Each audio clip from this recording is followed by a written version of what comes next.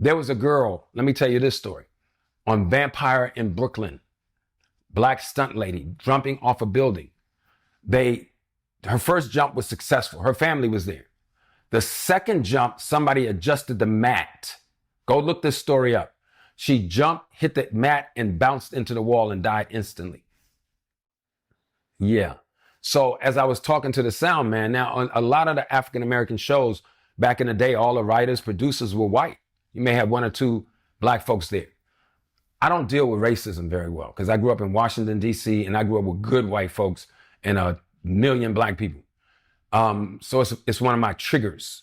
So I told the sound guy, I said, I don't want to put the wire in my hair. So he turned to me and looked me in my eye. He said, I tell you what then, why don't you do your sound in post? You know what that means? No, I don't. No, sir.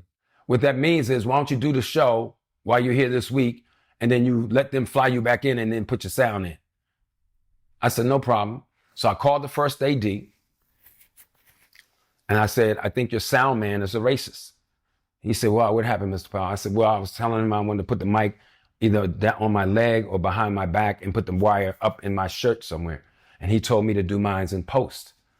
So he said, don't worry, I'll talk to him, Mr. Powell. So I assumed that he talked to him. I got back after lunch. I had to go to sound, same sound guy. I said, sir, like I said before, I don't want to put the wire in my hair. And then he said, what did I tell you? He might have said, boy. He said, boy, what did I tell you before? And I stepped back and I said, let me tell you something, bro.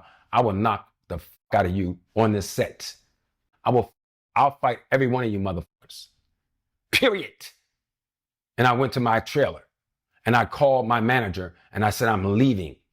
She said, what's the problem? And I said, what the problem? She said, well, Cliff, you're in New York. I said, I don't give a f where I am.